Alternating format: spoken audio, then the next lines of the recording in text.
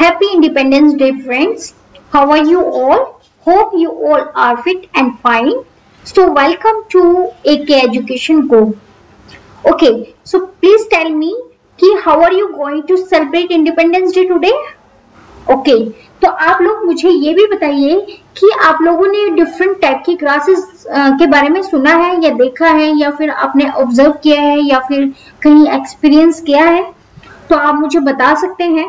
Okay तो आज हम यही करने वाले हैं। जो हमारा टॉपिक रहेगा life in the temperate grasslands. तो आप लोगों को अच्छे से समझ आता है अब टेम्परेट के बारे में, अब अच्छे से समझ में आता है ट्रॉपिकल रीजन के बारे में। तो आप लोगों को यहाँ पर कोई डाउट नहीं, क्योंकि मैंने प्रीवियस चैप्टर्स में आपको बहुत अच्छे से डिटेल में समझाया था। अगर किसी ने वो वीडियोस नहीं देखी, please go and watch the entire video so that each and every points will be clear. और आपको साथ में क्या करना है, जब भी कोई भी वीडियो आप देखते हैं मेरी, तो उसमें आपको पेन और पेपर लेकर जरूर बैठना है so that each and every points will be clear. And जब आप रिवीजन करने बैठे तो आप रिवीजन करें, देन उसके बाद आप किसी भी एमसीक्यूज या फिर किसी भी क्वेश्चन का आंसर डिस्क्रिप्टिव हो या ऑब्जेक्टिव हो, तो आप दोनों को बहुत ही क्रिस्टल एंड क्लियरली क्रैक कर सकते हैं और अच्छे मार्क्स गेन कर सकते हैं। Definitely you will if you watch it carefully, okay, and keep watching entire video. So आज का हमारा जो चैप्टर है चैप्टर 9 है। 7th क्लास के स्टूडेंट्स जो है इस चैप्टर को स्किप कर सकते हैं, क्योंकि जो सीबीएसई बोर्ड है उन्होंने ये चैप्टर एलिमिनेट किया हुआ है। बट ये चैप्टर उन स्टूडेंट्स के लिए इम्पोर्टेंट है जो कॉम्पिटिटिव एग्जाम्स की तैयारी कर रहे हैं। So let's move on. तो फ्रेंड हम ग्रासलैंड के बारे में पढ़ेंगे, tropical grassland and temperate grassland. आज हम टेम्परेट ग्रासलैंड के बारे में पढ़ेंगे इन डिटेल। आप लोगों को जैसे पता है कि डिफरेंट टाइप की वेजिटेशन जो है, डिफरेंट टाइप की ग्रासलैंड है, तो डिफरेंट टाइप्स के जो रीजन्स हैं, वहाँ के पर्टिकुलर क्लाइमेट है, तो वहीं पर वो डोमिनेंट होते हैं। तो आज हम यही पढ़ेंगे। तो just as a forest can be defined as a place where trees are main type of vegetation. Grassland can be defined as a region where grasses form the dominant type of plant life. Okay, grassland make up almost quarter of the total land surface. तो quarterly जो होता है 1/4, तो जो 1/4 है total land का वो grasses से कवर है। Okay, the type of plants that grow here greatly depend on what the type of climate and soils are like. जैसे कि मैंने अभी आपको बताया कि soils and climate and atmosphere whatever, उसके बिना हम इमेजिन ही नहीं कर सकते कि हम हर जगह, जैसे कि 30 डिग्री सेल्सियस जो है टेम्परेचर, तो हर जगह सेम है, सेम टाइप की जो वेजिटेशन है, ग्रासेस है, वो ग्रो होंगी।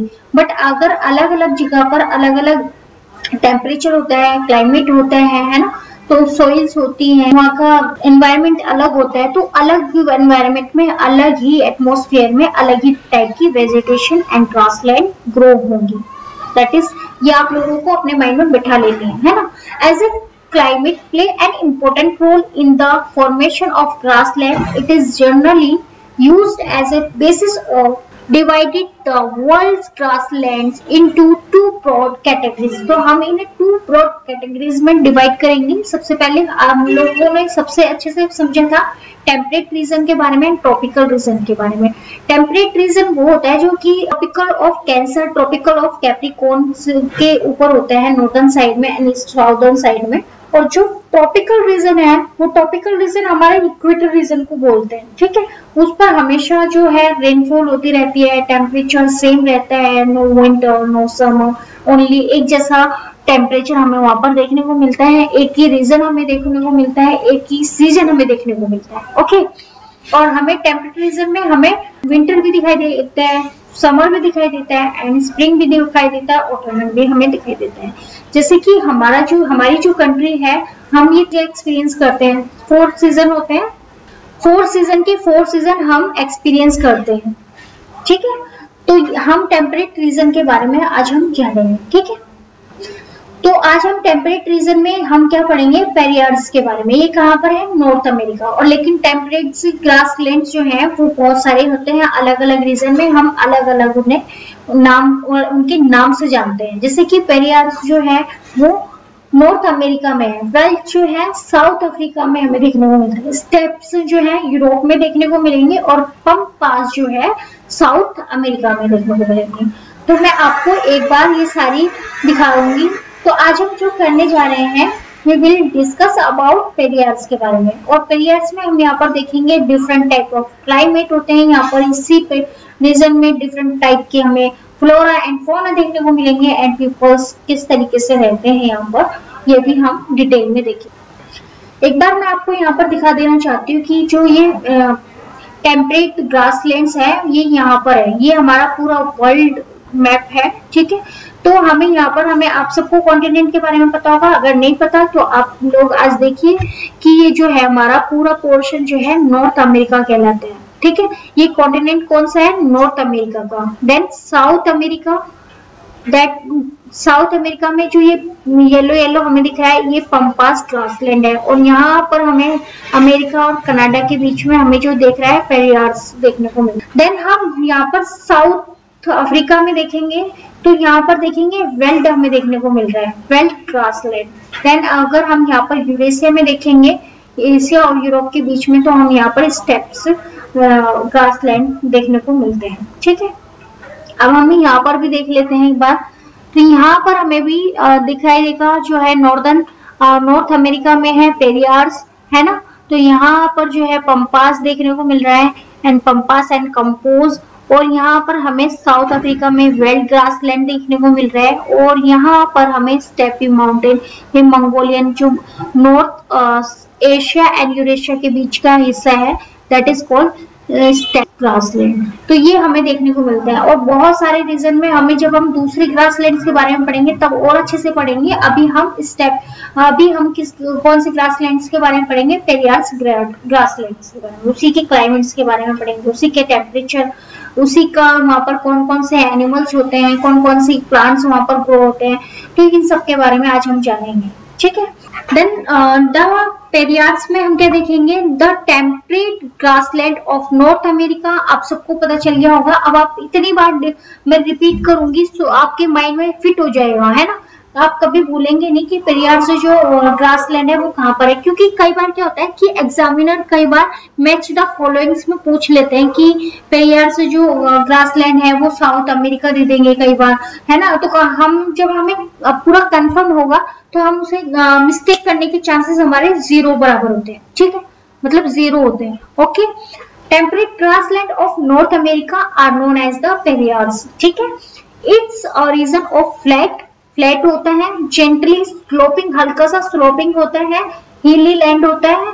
For the most part of prairies are treeless, but यहाँ पर जो पेरियार्ड्स में है यहाँ पर बहुत कम ट्री दिखाई देते हैं। But near the low line plain, flanks और river valley woodland can be found. तो यहाँ पर जो लो लाइन प्लेन्स है यहाँ पर हमें कुछ फ्लैंकी रिवर्स के आसपास में हमें वुडलैंड वाले ट्रीज जो है दिखाई देते हैं। Got it? Tall grass up to 2 metre high, यहाँ पर जो ग्रास है वो 2 मीटर तक हमें दिखाई देते हैं, इससे ज्यादा ग्रो नहीं हो पाते हैं, इससे कम हम कितना भी कर सकते हैं, लेकिन 2 मीटर तक उसकी हाइट पहुंच जाती है। Dominate the landscape, it is actually a sea of grass. The prairies are bound by rocky mountain in the west and great lake in the east. North America को देखेंगे तो नॉर्थ अमेरिका में हमें जो western side है यहाँ पर हमें रॉकी माउंटेन देखने को मिलेगी। आप मेरा कर्सर देख रहे हैं, यहाँ पर हमें रॉकी माउंटेन देखने को मिलती है ना। और ईस्टर्न साइड में, ईस्टर्न मतलब ये वेस्ट हो गया, ये वाला पोर्शन जो वेस्ट है और ये वाला पोर्शन जो है ईस्ट है, तो यहाँ पर हमें ग्रेट लेक देखने को मिलती है। आप मैप में आराम से देख सकते हैं। Now you can see that peरियार्ड्स cover part of United States of America and part of Canada. In the USA, the area is drained by the tributaries of Mississippi, and Canadian prairies are drained by the tributaries of Saskatchewan river. तो हम यहाँ पर देखेंगे कि Mississippi जो है America की जो रिवर है, वो जो पेरियार्स जो है वहाँ पर मिसिसिपी की ट्रिब्यूटरीज वहाँ पर मिलती हैं और वहाँ पर हमें पेरियार्स ग्रासलैंड देखने को मिलता है। देन ससाकेचुआन रिवर में हमें कनाडियन इसमें देखते हैं। तो चलिए हम मैप के थ्रू समझने की कोशिश करते हैं। देखिए हमें यहाँ पर ये जो है एरिया, ये हमें ससाकेचुआन जो रिवर है कनाडा के अंदर ये देखने को मिलती है ना। यहाँ पर हमें इस पोर्शन में भी ग्रासलैंड देखने को मिलती है ना। और हम जब यहाँ पर जाएंगे अमेरिका में तो हमें यहाँ ये देखिए नॉर्थ अमेरिका के मिसिसिपी जो एरिया है, देखिए ये देखने को मिल रहा है आपको। This is your north America and यहाँ पर आप जाएंगे तो यहाँ पर आपको मिसिसिपी रिवर दिखेंगे, ये ट्रिब्यूटरीज है। तो इस पोर्शन में भी आपको पेरियार्स ग्रासलैंड देखने को मिलते हैं। तो अपने कंट्रीज की जो है कंपेयर में देखेंगे तो यहाँ पर हमारा भारत आपको देखने को मिलेगा। इसका पड़ोसी देश पाकिस्तान, अफगानिस्तान, ईरान, इराक, यहाँ पर अफ्रीका कंट्रीज आ जाएगी। देन हम अटलांटिक ओशन से क्रॉस करते हुए हमें यहाँ पर हमें मिसिसिपी देखने को मिलेगी। ठीक, now I hope you understand very well. Okay, now हमने यहाँ पर जो देखा है बेटा, यहाँ पर हमने देखा है रॉकी रिवर। रॉकी जो माउंटेन है हमें वेस्टर्न साइड में देखने को मिली है। देन हमने यहाँ पर मिसिसिपी रिवर देखा है यूनाइटेड स्टेट के अंदर। देन हम कनाडियन सील के अंदर हमने यहाँ पर देखा है जो ससाकेचुआन जो रिवर है उसके ट्रिब्यूटरीज देखी है। तब देन हम यहाँ पर देखेंगे the grassland of prairies were the home of native Americans often called, इसे रेड इंडियन भी बोलते हैं। ठीक है, इसे क्या बोलते हैं, रेड इंडियन भी बोलते हैं। जो इस ग्रासेस है उसे यहाँ के लोग जो लोकल लोग हैं तो उन्हें हम क्या बोलते हैं, red Indian. They were the actual habitat of the continent. The prairies were home of other tribes also like the Apache, the Crow, the Cree and Pawnee। तो ये हमें यहाँ पर देखने को मिलती है। जो ट्राइब्स हैं, इन ट्राइब्स ये ट्राइब्स ग्रुप है। तो कई बार पूछ लेते हैं ये अपाचे टाइप्स के ट्राइब्स वो हैं, वो कहाँ पर है, ग्रो कहाँ होती है, क्री, पवाने, ये सारी चीजें हमें यहाँ पर देखने को मिलती है। Got it. नाउ हम यहाँ पर different type of vegetation and climates के बारे में हम क्लाइमेट के बारे में देखेंगे।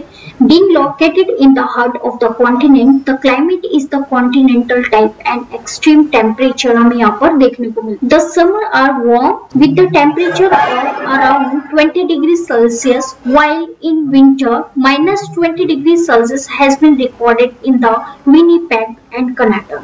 यहाँ पर हमें क्या देखने को मिलता है कि जो समर है वहाँ पर हमें 20 डिग्री सेल्सियस तक टेम्परेचर देखने को मिलता है।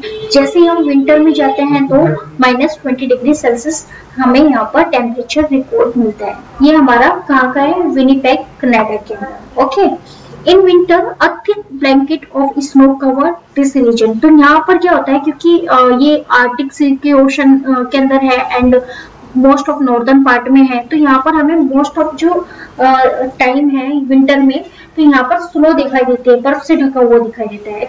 ठीक है, the actual rainfall is moderate.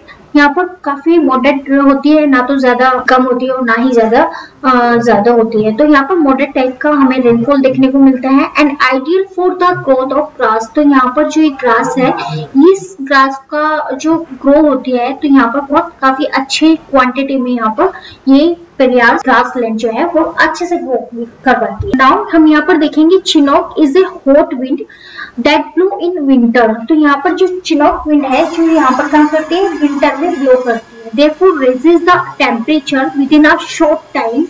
This increased temperature result in the melting of snow, making pasture land available for grazing of animal। तो हम यहाँ पर ये देखने को मिलेगा कि विंटर के अंदर विंड जो है वो हॉट नजर आती है। ऐसा क्यों?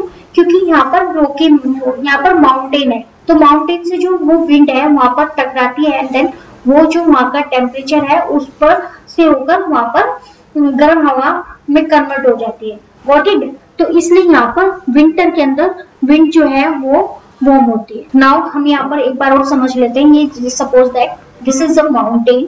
माउंटेन में जैसे ही फ्लो होती है 10 डिग्री सेल्सियस के अबव हम जाएंगे तो हमें यहाँ पर मॉइस्चर देखने को मिलेगा। देन जो विंड है वो हीट होना स्टार्ट होती है। देन यहाँ पर -12 डिग्री सेल्सियस तक चल जाता है। चिनोक वॉल के क्राउड होते हैं। देन यहाँ से जब ये जो विंड है ये आपस में टकराती है। देन जब ये आपस में टकराती है, हॉट विंड जो है, आपको मैंने पहले ही समझाया था कि हॉट विंड जो है वो कोल्ड विंड की ओर जाती है और कोल्ड विंड जो है वो हॉट विंड की ओर जाती है। तो यहाँ पर ये टकरा के ये broaching of warm dry wind बन जाती है। ठीक है, समझ गए होंगे। ठीक है, Chinook is a hot wind that blow in a winter and therefore raises the temperature within a short time. This increased temperature result in melting of snow, और यहाँ पर जो ये स्नो है इसे मेल्ट करने का काम करती है, making pasture land available for grazing of animals। तो ये इसीलिए भी बेनिफिट है क्योंकि अगर वहाँ पर विंटर है, वो जो आइस स्नो होती है, तो आइस स्नो होने के बाद वहाँ पर तो फ्रीज जो हो जाएगा, तो ये विंड जो है, ये हॉट विंड जो स्नो है उसे मेल्ट करती है। We will talk about flora and fauna. Flora and fauna के अंदर हमें यहाँ पर इस डिफरेंट क्लाइमेट में हमें पीरियड्स के अंदर बहुत सारे फ्लोरा देखने को मिलेंगे, फौना देखने को मिलेंगे। सबसे पहले हम यहाँ पर ट्रीज की बात कर लेते हैं। बहुत कम मात्रा में यहाँ पर ट्रीज पाई जाती हैं वेयर वाटर इज अवेलेबल, जैसे कि जहाँ पर भी वाटर की अवेलेबिलिटी है वहाँ पर ट्रीज होते हैं, जैसे विलो, एल्डर्स एंड पॉपुलर्स। तो पॉपुलर्स, विलो जैसे ट्रीज हैं वो इस टाइप्स के होते हैं। देन एल्डर्स जो ट्रीज होते हैं वो इस टाइप्स के दिखाई देते हैं। ठीक है, पॉपुलर जो है वो पॉपुलर्स इस टाइप के हमें ट्रीज देखने को यहाँ पर मिलते हैं। इस तरीके से यहाँ पर ग्रो होती हैं। Places that receive rainfall of over 50 centimeter are suitable for farming as the soil is fertile. Through the major crop of this area is maize. यहाँ पर जो क्रॉप्स वगैरह उगती हैं वो कौन कौन सी हैं? मेज हैं and other crops including potato, soybean, cotton, alfalfa is also grown here. Areas where rainfall is very little or unreliable, grass are short and sparse. बहुत short होती है, sparse होती है. These areas are suitable for cattle rearing और large cattle farms. जो large cattle farms हैं, रंचेस जिसे हम रंचेस बोलते हैं, जो फॉर्म होते हैं एनिमल हस्बेंड्री जहाँ पर होते हैं, are looked after sturdy man called cowboys. तो जो वहाँ के लोग होते हैं वो ज्यादातर रंचेस करते हैं, कैटल्स को पालते हैं। ठीक है, तो इस तरीके से हमें यह चीजें देखने को मिलती है। नाउ हम यहाँ पर देखेंगे कि जो बाइसन है, ये अमेरिकन बेफेलो है जो इस टाइप से हमें दिखाई देता है। That is important animal of this region. ये जो इस रीजन का सबसे ज्यादा इम्पोर्टेंट एनिमल है। ठीक है, नाउ हम यहाँ पर देखेंगे it nearly got extinct due to it indiscriminate hunting and is now protected species. The other animals found in this region जैसे कि रैबिट, कोयोटास हमें इस तरीके से देखने को मिलेगा, गोबर्ड्स हमें इस तरीके से देखने को मिलते हैं। देन पेरियार्स डॉग हमें यहाँ पर इस तरीके से देखने को मिलते हैं। ठीक है, अगर हम यहाँ पर पीपल्स की बात करें तो यहाँ पर हमें पीपल्स किस तरीके से देखने को मिलते हैं। यहाँ के जो पीपल्स हैं वो हार्ड वर्किंग है, दे हैव सक्सेसफुली हार्सन, टेक्नोलॉजी का यूटिलाइज अच्छे से करते हैं। Technology to utilise their rich natural resources के लिए to the most developed countries जो है इसके अंदर, इस कॉन्टिनेंट के अंदर है, which is USA and Canada. Scientific method of cultivation and use of tractor, harvester and combine has made North America as a surplus food producer. तो यहाँ पर ये सबसे ज्यादा देखने को मिलता है। The prairies are also as the granaries of the world due to huge surplus of wheat production, and dairy farming is the major industry of this region. The dairy belt extends from the Great Lake and Atlantic coast in the east. यहाँ पर हम देखेंगे farming, dairy farming, extensive agriculture both promote setting up food processing industry. यहाँ पर जो dairy farming है, यहाँ पर एग्रीकल्चर होती है, तो ये बहुत ज्यादा इम्पोर्टेंट रोल अदा करती है फूड को प्रोसेसिंग करने में, और इंडस्ट्री यहाँ पर हैवी है। The large mineral deposit particularly coal, जैसे कि मिनरल्स हमें यहाँ पर कौन कौन से दिखाई देते हैं, जैसे कि coal and iron, and good network of road, railways, canals in this region. यहाँ पर इस रीजन में हमें रोड्स देखने को मिलते हैं और रोड्स के नेटवर्क, रेलवेज के नेटवर्क, कैनाल्स हमें यहाँ पर बहुत अच्छे एडवांस टेक्नोलॉजी के थ्रू हमें यहाँ पर दिखाई देते हैं, एडवांस दिखाई देती है। have made it most industrialized region in the world। तो ये जो रीजन है काफी इंडस्ट्रियलाइज है, काफी डेवलप्ड कंट्रीज है, तो इस रीजन में हमें ये चीजें दिखाई देती हैं। इंपोर्टेंट सिटीज के बारे में अगर हम बात करें तो अमेरिकन पेरियार्स आर जो कंट्री सिटीज हैं वो कौन सी है? Chicago, Minneapolis, Indianapolis and Kansas and Denver. यहाँ हमें अमेरिका के अंदर दिखाई देगा। एंड कनाडा के अंदर हम बात करें तो कनाडा में जो सिटीज हैं वो एडमंटन है, ससाकाटून है, कैलगरी एंड विनिपेग, ये हमें दिखाई देती हैं। ठीक है, अगर आपको ये वीडियो पसंद आ रहा है तो आप प्लीज इसे लाइक, शेयर और सब्सक्राइब करें। अगर चैनल पर नए हैं तो आप पुरानी वीडियो देखें ताकि आपको आगे आने वाली वीडियो आसानी से समझ में आए। प्लस आप नोट्स बनाएं सो दैट आपको हेल्प करें फिर रिवीजन में और आपके एग्जाम को क्रैक करने। So thank you so much.